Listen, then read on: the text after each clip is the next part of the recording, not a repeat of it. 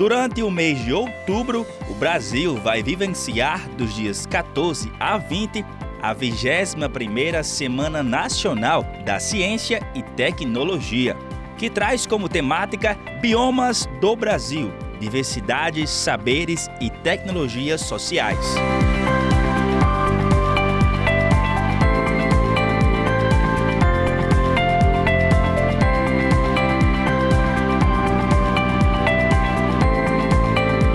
E pensando nisso, no quadro Mais Verde do Manhã TCM, você está acompanhando uma série especial sobre os biomas brasileiros.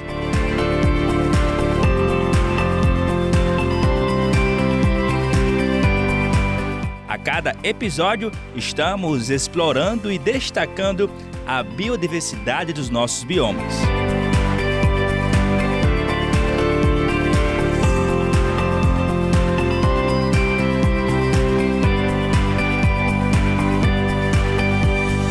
Dando sequência à nossa série sobre biomas brasileiros, vamos chegar agora na maior floresta tropical do mundo, a Amazônia, rica em biodiversidade. Quem está contando com a gente, quem está colaborando com a gente nesse processo tão bacana sobre os biomas brasileiros é o professor de Biologia da UERN, o Diego Natan. Professor, chegamos à Amazônia. Quais as características principais desse bioma tão importante para o nosso Brasil? Olá, Franciele, olá a todos. Então, a Amazônia é uma grande floresta tropical, uma das maiores do mundo, ou a maior do mundo considerada, aí como o Franciele mencionou. E essa floresta, ela tem características muito importantes e singulares pela sua localização. Então, é uma grande floresta que ocupa aí boa parte do nosso país e o que ela tem mais disponível é água. Então, muitos rios que cortam o Amazonas, que cortam o bioma Amazônia, e essa quantidade de água faz com que as plantas locais acabem se desenvolvendo muito em termos de biomassa. Então nós temos aí uma grande biomassa florestal associada a esse bioma e todos os animais presentes ali, os fungos que estão presentes ali, todos os organismos, eles são adaptados então a essa quantidade de água. No entanto, ela vai ter também características que seria a menor quantidade de luz, já que essas árvores elas vão crescer muito e elas vão disputar essa luz. Então, falávamos antes que nos biomas secos, como na Caatinga, nós temos o fator-chave é água, na verdade é a falta dessa água. Já na floresta amazônica, ou no bioma amazônico, nós temos aí uma grande quantidade de água e pouca disponibilidade de luz. Então, as plantas vão se desenvolver e os animais também vão se desenvolver com essa pouca luminosidade, na verdade, disputando essa luz. Então, que a gente vai ter uma competição por luz e a gente vai encontrar árvores muito altas, formando ali aquele dossel muito alto também e várias plantas, então, competindo por essa luz. Professor, então quer dizer que explicando assim mais de forma para quem está em casa sobre as grandes árvores, né, altas na Amazônia, elas crescem devido à procura pela luz, digamos assim? Exatamente. Então, como elas têm água disponível, nutriente disponível, elas vão crescendo e vão se desenvolvendo ali e elas vão transformando ou vão desenvolvendo as suas características morfológicas como o tamanho da folha. Então, as folhas elas vão crescendo para pegar uma maior ou conseguir captar uma maior quantidade de luz que está disponível ali. Então, uma cresce aqui, a outra vai crescendo também, né, vizinha, e elas vão justamente disputando essa luminosidade. Professor, agora falando na questão dos animais, né? Animais e plantas que habitam esse bioma, a Amazônia, quais são eles que a gente conhece algum, que todo mundo tem um nome específico que o pessoal conhece já, que faz parte do bioma Amazônia? Então, a Amazônia ela tem grande quantidade aí, essa biodiversidade zoológica, né, animal que a gente conhece, mas um dos principais, muito falados, é a onça-pintada, que inclusive é ameaçada, né? Então, é em vulnerabilidade porque ela precisa de uma grande quantidade de área florestal no seu território, elas são territorialistas e com a devastação desse bioma, essas onças acabam sendo prejudicadas com isso. Então, além das onças pintadas, a gente vai ter também ali o mico-leão dourado, outros macacos, macaco-prego, também muito comum, o boto, é bem característico da região, o peixe-boi também é muito conhecido lá na região. Professor, agora falando grande quantidade de população ribeirinha e também os povos indígenas. Qual a contribuição desses povos para a preservação ainda mais desse bioma? A contribuição dos povos indígenas ela é fundamental para o conhecimento geral daquela flora, fauna que ali habita e, sobretudo, para a conservação, porque eles têm aí, Franciélio, práticas, né, milenares que eles vêm aplicando para essa conservação dessas plantas e desses animais. Então, eles usam todos esses recursos de maneira totalmente sustentável. Então, é aquela questão de saber tirar, mas saber como devolver aquilo ali para o ambiente. Então, eles coletam os frutos, mas eles sabem a quantidade e a época ideal da coleta daqueles frutos.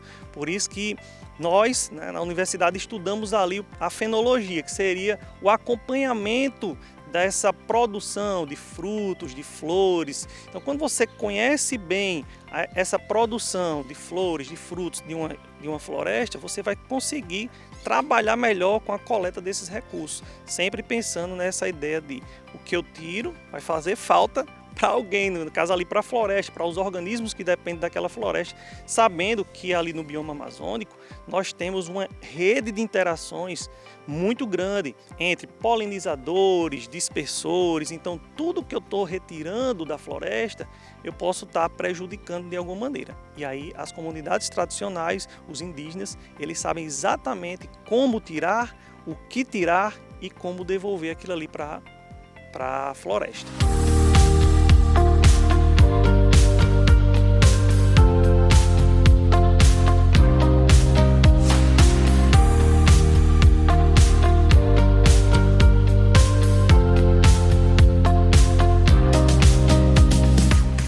Já falamos sobre a comunidade, a população indígena, povos indígenas, também comunidades ribeirinhas que moram nos arredores desse bioma brasileiro que é a Amazônia.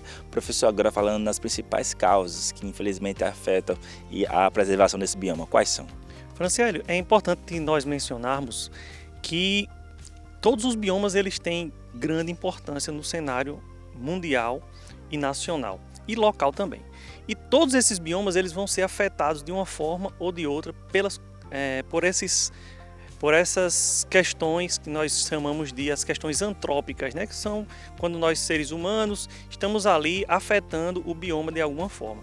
E uma das maiores problemáticas que nós vemos hoje em todos os biomas, sobretudo aí na Amazônia, é o desmatamento. Então, esse desmatamento ele vem geralmente acompanhado aí de queimadas, de remoção total dessa vegetação rasteira, arbustiva, subarbustiva, arbórea. E essa devastação que a gente vem vendo aí nesse desmatamento, ela causa prejuízos assim, muitas vezes que não tem um retorno, são prejuízos irreversíveis para o bioma. Porque nesse desmatamento nós temos aí a exclusão ou a extinção, muitas vezes, de plantas que estão naquela localidade, e essas plantas, como eu mencionei, elas fazem uma interação ou elas comandam ali muitas vezes uma rede de interação entre vários organismos, a saber até outras plantas, animais, fungos, vírus, enfim. Então, quando nós adentramos na floresta, devastando essa floresta, desmatando essa floresta, muitas vezes até nós mesmos podemos ter um prejuízo em um retorno, por exemplo, quando nós colocamos diante de um novo vírus que estava lá intocado na floresta e que nós, a partir desse desmatamento, tivemos acesso a esse vírus. Então isso é prejudicial, muito prejudicial. Além do mais, quando nós desmatamos, quando tem esse desmatamento muito forte, muitas dessas plantas ali vão deixar de produzir os seus propágulos, suas sementes e, consequentemente, você vai cessar um ciclo que acontece normalmente na floresta, que é o retorno dessa planta para o próprio bioma. Então, isso tudo vai prejudicar bastante aí o bioma Amazônia. Professor, já tem algum recurso, alguma a lei, digamos assim, que possa ajudar a evitar, diminuir esse desmatamento na Amazônia? Alguma forma de retirar, mas depois plantar também? Como é que funciona nessa questão do desmatamento da Amazônia? Então, existem algumas políticas públicas aí já colocadas que obriga, né, ali aquelas pessoas que estão com algum tipo de pensamento em aumentar a sua área agropecuária ou na construção civil e tal, que aquelas pessoas devem manter um certo percentual daquela área florestal, né, íntegra.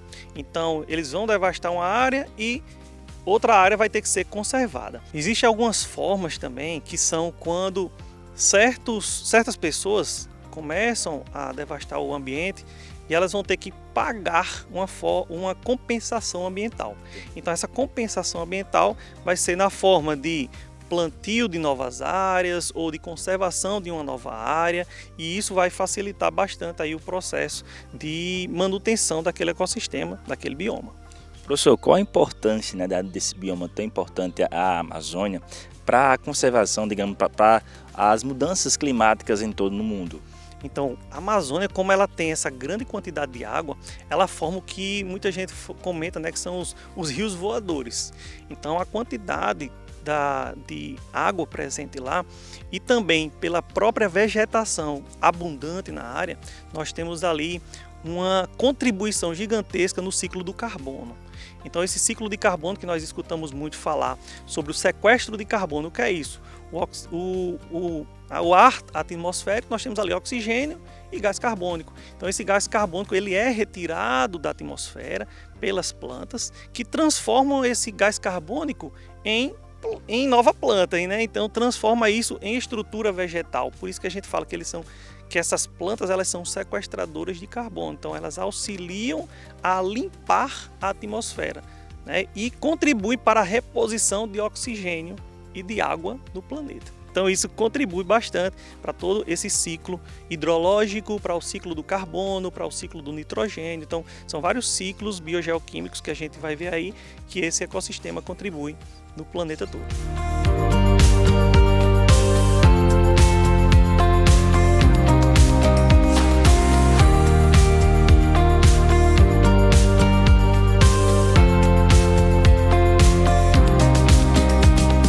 Pois é, já falamos sobre desmatamento. Agora, professor, outra coisa que afeta muito a Amazônia é as queimadas, né, em relação às queimadas para poder desmatar e também que, infelizmente, ela danifica muito o solo. Como a gente pode falar, explicar melhor sobre essas queimadas na Amazônia? Então, Franciélio, o desmatamento, além de você retirar aquela vegetação, você empobrece ali o solo porque você devasta também toda a microfauna que está naquele solo. Então, a microfauna ela é importantíssima para todos esses processos que a gente está mencionando, desde a germinação das sementes, desde da parceria que existe ali entre as plantas e os fungos, né, que formam as micorrizas, que é uma estrutura que forma ali nas raízes. Então, quando o fogo passa devastando aquela área, ele está aniquilando ali vários tipos de organismos que são importantes em toda a dinâmica florestal. Como a gente vem mencionando, os biomas eles têm uma característica marcante, todos eles, a Amazônia não seria diferente, que é o equilíbrio ambiental que existe ali, promovido por todos os atores que estão ali, que são as plantas, os animais, os fungos, as bactérias, todos os organismos.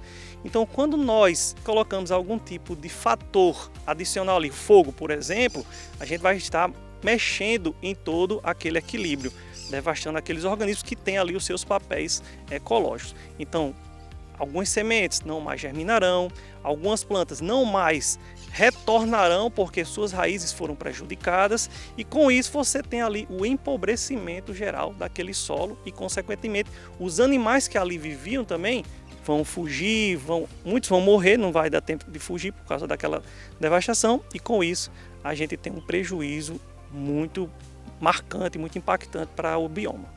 Professor, agora pegando o gancho dos animais, né, que você falou aí, quais animais hoje que estão em risco de extinção lá na Amazônia? A própria onça-pintada, né, ela está em risco de extinção. A arpia, que é uma das maiores aves de rapina do planeta, digamos assim, e próprio mico-leão-dourado também, ele está em risco de extinção, e vários outros pequenos animais, né, pequenos felinos que lá vivem, ou até grandes mamíferos também que vivem naquela região, porque uma área, a partir do momento que ela é devastada, esses organismos eles perdem o seu habitat, que é o local onde eles vivem.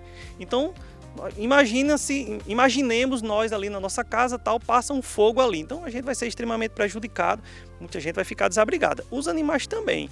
Então essa falta dessa floresta prejudica demais aqueles animais que dependem fundamentalmente da floresta como moradia e como local onde ele vai coletar os seus recursos ou vai captar os seus recursos. Então todos esses animais vão sofrer bastante e podem entrar em risco de extinção. Além do que, do desmatamento, nós temos também animais que são caçados. Então esses animais que são caçados por causa de sua pele, por causa de outras características aí, porque a pata do bicho X ela traz sorte. Então esse tipo de comportamento, né, muitas vezes prejudica demais esses animais e todo o ambiente que depende do animal com o seu serviço ecológico. Por exemplo, alguns animais que são dispersores de sementes. Vamos lá, dispersor de semente é aquele animal que pega a semente, que come aquele fruto e depois lá na frente ele joga a semente de alguma maneira. Ele está contribuindo ali com o reflorestamento, né, da maneira ali de milhões e milhões de anos que ele vem fazendo aquilo ali, que suas populações vêm fazendo aquilo ali. E quando nós retiramos aquele animal da área, nós deixamos de ter ali um serviço ecossistêmico promovido por aquele animal, que é justamente a dispersão daquela semente. E aí você vai prejudicando aí toda a população, toda a comunidade vegetal também. Professor, agora falando na ciência, né? Já que estamos na Semana Nacional de Ciência e Tecnologia no todo o nosso Brasil 2024, como a ciência está contribuindo para a preservação desse bioma? A ciência ela é fundamental nessa contribuição da preservação e da conservação desse bioma. Por quê, Franciélio? Porque é a partir da ciência que nós desenvolvemos aí projetos de pesquisa voltados para o conhecimento dessa biodiversidade. Então, quando nós conhecemos essa biodiversidade, nós vamos auxiliar na proteção dessa biodiversidade. Então, muitas vezes, por exemplo, chega-se numa área e que você diz, aqui tem uma orquídea rara, uma bromélia rara, uma árvore rara. E muitas vezes o pessoal diz, aqui tem isso? Tem. Como é que vocês sabem? Algum cientista passou ali e com o seu trabalho ele descobriu, ele fez um levantamento florístico ou ele fez um levantamento da fauna daquele local e viu que tinha ali aquela planta, aquele bicho que até então ninguém conhecia. Então essa é uma das formas da gente reconhecer o poder da ciência. Outra, nós verificamos aí a importância das comunidades tradicionais. Então os indígenas lá da Amazônia. E aí os cientistas chegam lá e dizem, por que vocês estão usando essa planta aqui? A gente usa essa planta aqui para dor de cabeça. Interessante. E aí a gente vai pegar essa planta, vai levar para o nosso ambiente lá de pesquisa, no nosso laboratório, vai investigar que compostos ativos, que moléculas que existem naquela planta que servem para combater essa dor de cabeça ou outro tipo de doença, e a partir daí a gente pode descobrir também novos medicamentos. Então é uma contribuição assim gigantesca que nós, enquanto cientistas, né, a ciência de uma maneira geral, pode atuar também, não apenas para o nosso benefício, né, no desenvolvimento aí, como eu mencionei, de medicamentos, mas também para a conservação desses ambientes. Nossa, muito obrigado, tá? Tá sendo muito bacana essa contribuição sua com o nosso Manhã TCM para nos biomas brasileiros. Nossa, muito obrigado. Valeu, a gente é que agradece aqui, tá bom? Um abração. Para você de casa que está acompanhando nessa série tão bacana sobre o bioma brasileiro, próxima semana tem mais um bioma aqui no nosso quadro nosso Manhã TCM, né? Nosso quadro mais verde. Para você de casa que está acompanhando esses biomas, essa série tão bacana aqui no nosso quadro mais verde em nosso Manhã TCM.